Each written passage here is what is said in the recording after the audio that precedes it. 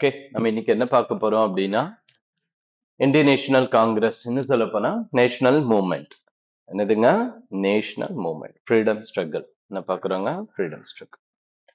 இந்த ஃப்ரீடம் ஸ்ட்ரகிள்ல நமக்கு நேற்று நம்ம ஒரு சாப்டர் பார்த்தோம், economic impact of British rule அப்படின்னு சொல்லிட்டு.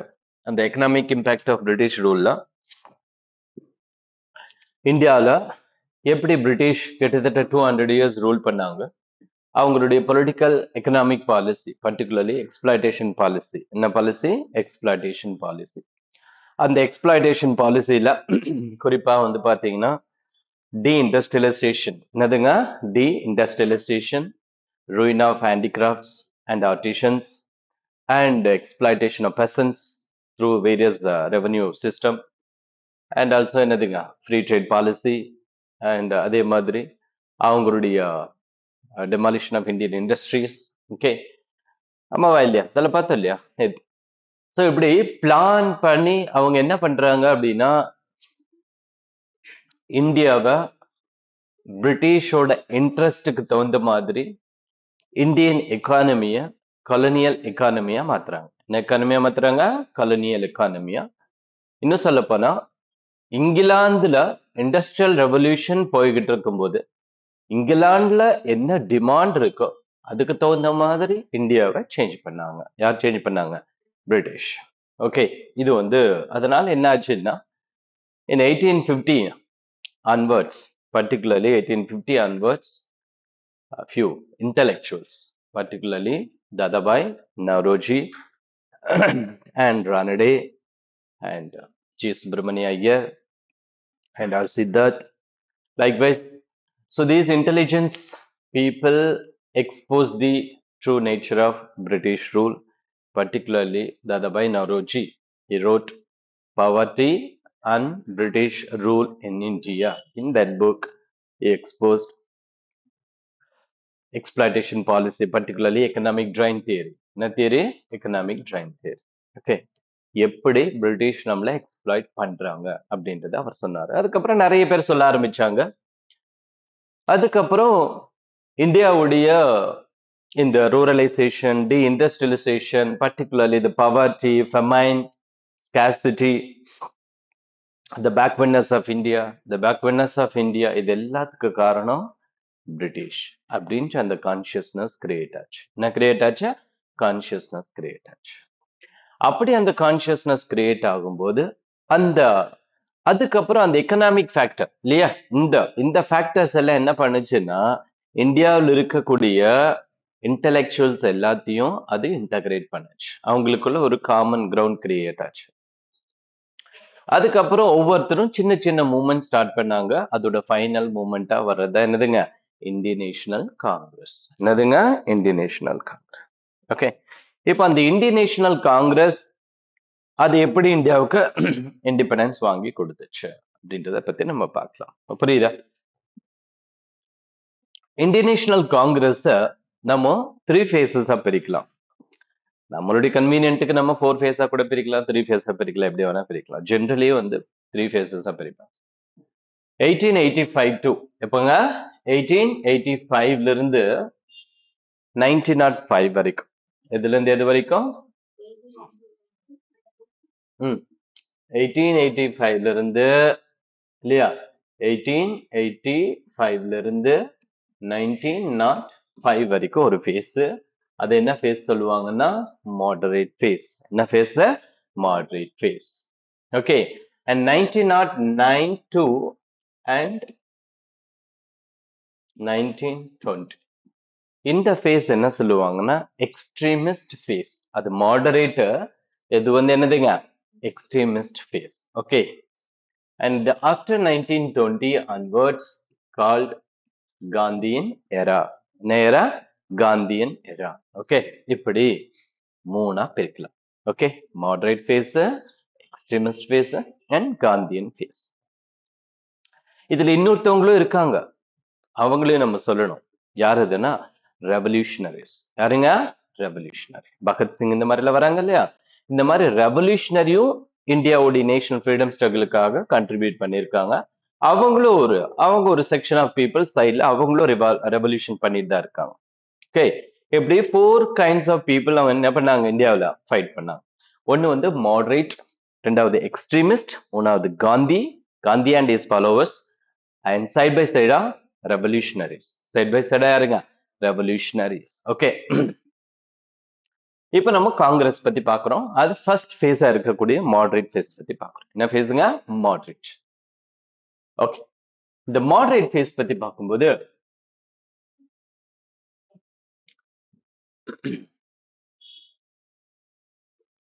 the Indian National Congress, என்னதுங்க, Indian National Congress. Okay, Indian National Congress யார் அதோட ஃபவுண்டர் அப்படின்னா நீங்க எல்லாம் கேள்விப்பட்டிருப்பீங்க. இந்தியன் நேஷனல் காங்கிரஸோட ஃபவுண்டர் யாருங்க, சொல்லுங்க.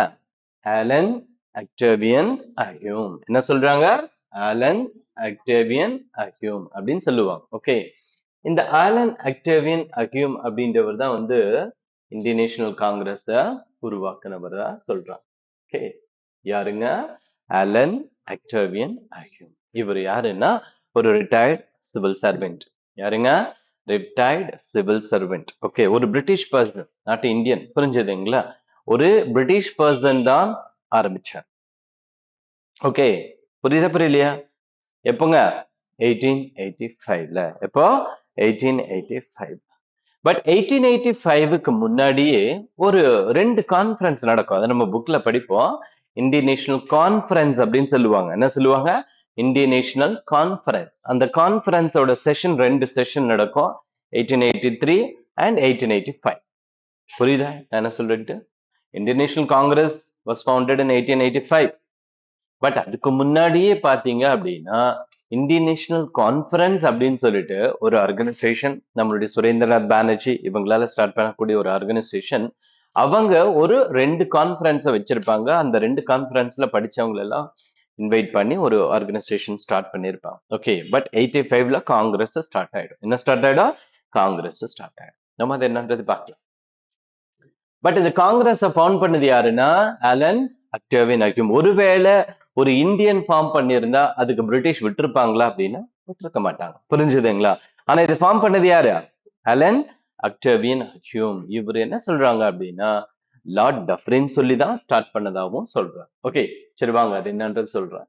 த ஃபர்ஸ்ட் செஷன் ஆஃப் ஐஎன்சி எங்க நடந்தது, இந்திய தேசிய காங்கிரஸோட ஃபர்ஸ்ட் செஷன் எங்க நடந்தது அப்படின்னா பாம்பே. ஃபர்ஸ்ட் செஷன் எங்க நடந்தது சொல்லுங்க, இந்தியன் நேஷனல் காங்கிரஸோட ஃபர்ஸ்ட் செஷன் நம்மளுடைய பாம்பேல நடந்தது. ஓகே, அதுல 72 மெம்பர்ஸ் வந்து பார்ட்டிசிபேட் பண்ணிருப்பாங்க. எத்தனை பர்சன்ட், 72 பேர் பார்ட்டிசிபேட் பண்ணிருப்பாங்க. அதோட ஹெட் யாருன்னா WC பானர்ஜி. யாருங்க, WC Banerjee. Okay, WC Banerjee தான் இந்தியன் நேஷனல் காங்கிரஸோட ஃபர்ஸ்ட் செஷனோட head. Okay, WC Banerjee. And அடுத்ததா பாத்தீங்கன்னா இதுல பாருங்க இவங்க தான் அந்த 72 மெம்பர்ஸ். ஓகே, ஆரம்பத்துல பார்ட்டிசிபேட் பண்ண அந்த மெம்பர்ஸ். அதே மாதிரி WC பானர்ஜி, இவர் தான் வந்து யாருங்க, WC பானர்ஜின்னு சொல்லக்கூடிய த ஃபர்ஸ்ட் காங்கிரஸ் பிரசிடென்ட் இவர் தான். ஓகே, அது மட்டும் இல்ல அண்ட் அகெயின் 1892ல எப்போங்க, அகெயின் 1892ல இவர் திருப்பி காங்கிரஸ் உடைய பிரசிடென்டா இருந்திருக்காரு. யாரு, WC பானர்ஜி. ஓகேங்களா, சாப்டர் சொல்லிக்கோங்க. அடுத்தது பாத்தீங்க அப்படின்னா the first woman who participated Indian National Congress உடைய கான்ஃபரன்ஸ்ல அப்படின்னா அந்த காங்கிரஸ் செஷன்ல பார்ட்டிசிபேட் பண்ண முதல் பெண்மணி யாரு அப்படின்னா காதம்பினி கங்குலி. யாருங்க, காதம்பினி கங்குலி. இவங்க தான் வந்து ஃபர்ஸ்ட் இந்தியன் உமன். நாங்களும் சுதந்திர போராட்டத்துல இருக்கோம் அப்படின்னு சொல்லி காமிச்சு ஒரு பெண்மணி வந்து பார்ட்டிசிபேட் பண்ணாங்க. யாரு, காதம்பினி கங்குலி. ஓகே, சரிங்களா. இப்போ சேஃப்டி வால்வ் அப்படின்னு சொல்றாங்க. என்ன சொல்றாங்க, சேஃப்டி வால்வ். அதாவது இந்தியன் நேஷனல் காங்கிரஸ், என்னது, இந்தியன் நேஷனல் காங்கிரஸ். இந்த இந்தியன் நேஷனல் காங்கிரஸ் அப்படின்றது என்ன அப்படின்னா இது ஒரு சேஃப்டி வால்வ். இந்த தியரியை நிறைய பேர் ப்ரொபோஸ் பண்றாங்க. பர்டிகுலர்லி அதுல நிறைய பேர் பிலீவ் பண்றாங்க. எஸ்பெஷலி நம்மளுடைய லாலா லஜ்பத் ராய். யாருங்க, லாலா லஜ்பத் ராய். இந்த மாதிரியான ஆட்கள் எல்லாம் என்ன நினைக்கிறாங்க அப்படின்னா இந்த காங்கிரஸ் அப்படின்றது உருவாக்கப்பட்டதே யாருக்காகன்னா இந்தியன்ஸுக்காக அல்ல, யாருக்காக? பிரிட்டிஷுக்காக. பிரிட்டிஷுடைய சேஃப்டிக்காக, பிரிட்டிஷோட சேஃப்டிக்காக. ஆர்சி தத் அவர்கள் என்ன சொல்றாரு அப்படின்னா 1885கள்ல, எப்போ 1885கள்ல இந்தியாவுல ஒரு பெரிய ரிவால்ட் வர்ற மாதிரியான ஒரு சிச்சுவேஷன் இருந்துச்சாம். என்ன சிச்சுவேஷன்? ரிவால்ட். புரியுதா? 1857 ரிவால்ட் கேள்விப்பட்டிருக்கீங்களா? 1857ல ஒரு ரிவால்ட்னு சொல்லுவாங்க. இந்த மாதிரி 1885கள்ல இந்தியாவுல ஒரு சிச்சுவேஷன், ஒரு பெரிய ஒரு அப்ரைசிங் கிரியேட் பண்ற மாதிரியான ஒரு சிச்சுவேஷன் இருந்தது. அத அவாய்ட் பண்றதுக்காக லார்ட் டஃப்ரின் சொல்லிதான் நம்ம ஆலன் அக்டேவியன் ஹியூம் அவர்கள் இதை கிரியேட் பண்ணாரு. யாரு? Allan Octavian. புரிஞ்சுதுங்களா? What is safety valve? இந்த சேஃப்டி வால் மூலியமா மக்களோட கிரீவன்சஸ் என்னன்றத அட்ரஸ் பண்ணிட்டோம்னா அந்த ரிவால்ட் என்ன பண்ணிடலாம்? அவாய்ட் பண்ணிடலாம். ஆமாவா இல்லையா? இப்போ 1857 ரிவால்ட்ல நீங்க பாத்தீங்கன்னா ஒரு பெரிய விஷயமா என்ன சொல்லுவாங்கன்னா, இந்தியன்ஸோட டிமாண்ட் என்னன்னு தெரியாம இருந்துட்டாங்க. யாரு? பிரிட்டிஷ். அப்ப இந்த பீப்புளோட கிரீவன்சஸ் என்னன்னு தெரிஞ்சா அதை அட்ரஸ் பண்ண ஆட்டோமேட்டிக்கா என்ன ஆயிடும்? ரிவால்ட் எல்லாம் சப்ரஸ் பண்ணிருக்கலாம், அவாய்ட் பண்ணிருக்கலாம். ஆமாவா இல்லையா? அப்போ 1885கள்ல இந்தியாவில ஒரு பெரிய ரிவால்ட் வர மாதிரியான ஒரு சிச்சுவேஷன் இருந்தது. அதை அவாய்ட் பண்றதுக்காக இவர் சொல்லி கிரியேட் பண்ண ஒரு பாடி தான் என்ன பாடி? Indian National Congress. அப்போ இது ஒரு சேஃப்டி வால்வ். யாருக்கு? நமக்கு இல்ல, பிரிட்டிஷுக்கு. யாருக்கு? பிரிட்டிஷுக்கு அப்படின்னு சொல்லி சொன்னாங்க. அது சில பேர் நம்பினாங்க. வாட் எவர் காஸ் அது சேஃப்டி வால்வுக்காக கிரியேட் பண்ணாங்களோ. இன்னும் சில பேர் என்ன சொல்றாங்கன்னா, இல்ல இல்ல, அந்த நேரத்துல இந்தியாவில் இருந்த இன்டெலெக்சுவல்ஸ் எல்லாரும் என்ன பண்ணாங்க அப்படின்னா, ஆலன் அக்டேவியன் ஹியூம் அப்படின்னு சொல்லக்கூடியவரை ஒரு கேட்டலிஸ்டா யூஸ் பண்ணாங்க. யாரை யூஸ் பண்ணாங்க? கேட்டலிஸ்டா. புரிஞ்சுதுங்களா? தீக்குச்சி எரியறதுக்கு என்னத பயன்படுத்துவோம் இல்லையா? அந்த மாதிரி அவரை பயன்படுத்தினாங்க. யாரை பயன்படுத்தினாங்க? ஹியூம பயன்படுத்தினாங்க. புரிஞ்சுதுங்களா? அவர் இல்லைனாலும் ஸ்டார்ட் பண்ணிருப்பாங்க. பட் நம்ம ஸ்டார்ட் பண்ணாதான் பிரச்சனை வந்துடும் இல்லையா? இது அவங்களே ஸ்டார்ட் பண்ணா என்ன ஆகாது? பிரச்சனை வராது இல்லையா? அப்போ அவரை யூஸ் பண்ணிக்கிட்டாங்க. யார் யூஸ் பண்ணிக்கிட்டாங்க? Intellectuals of Indians. யாருங்க?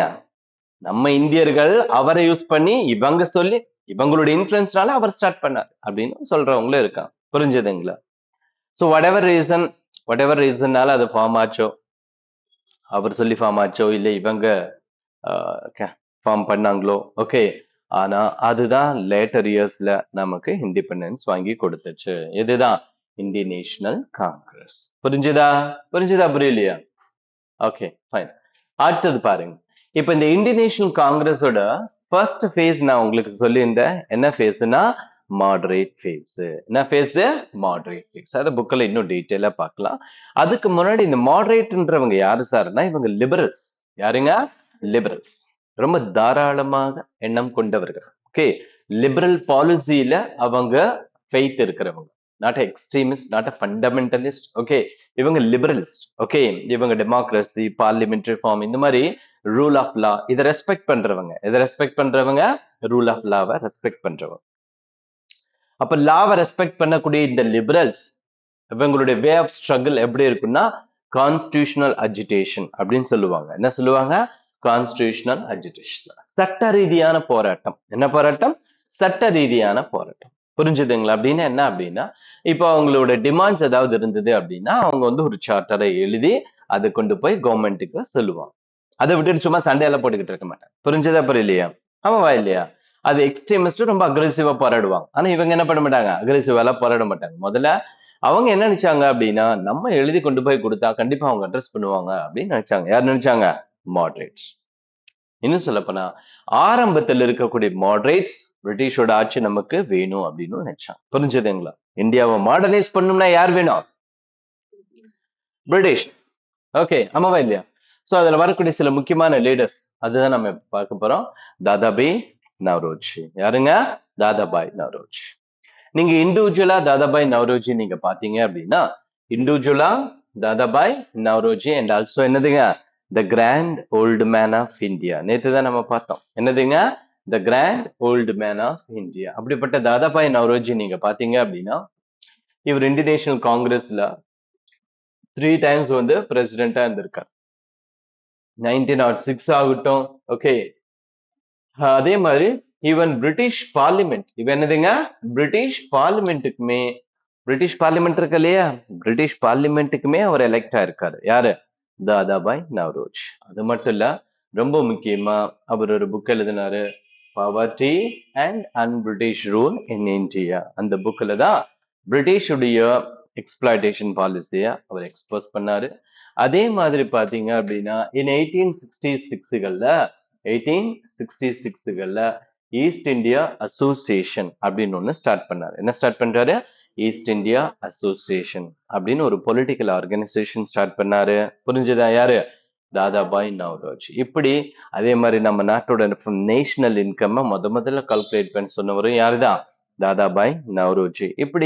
இப்படி பாத்தீங்கன்னா தாதாபாய் நவ்ரோஜி அவர் நிறைய கான்ட்ரிபியூட் பண்ணியிருக்காரு. யாருங்க?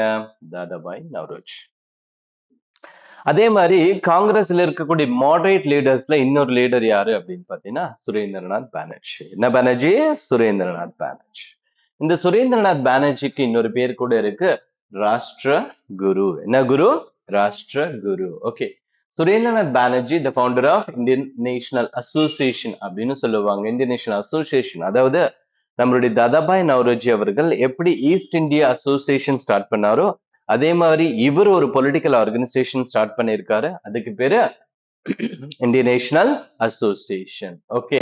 சோ அது மட்டும் இல்லைங்க, இவரும் ஒரு சிவில் சர்வீஸ் எக்ஸாமினேஷன் கிளியர் பண்ணி சிவில் சர்வெண்டா போனவர்.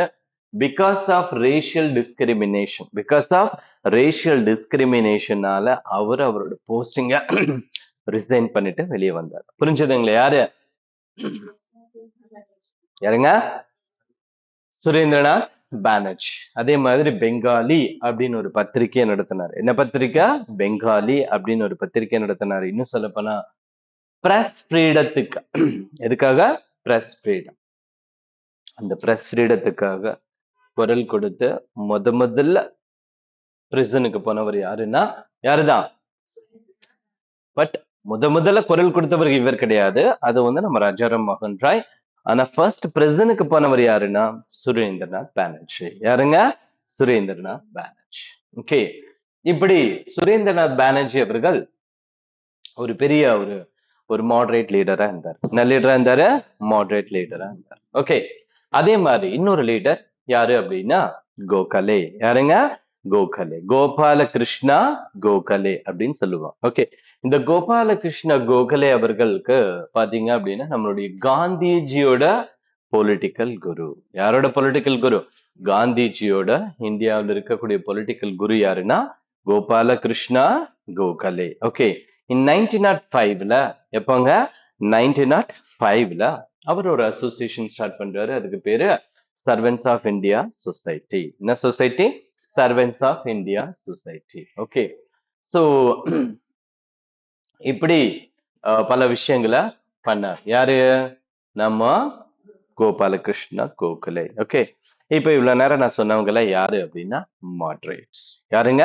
மாடரேட்ஸ்.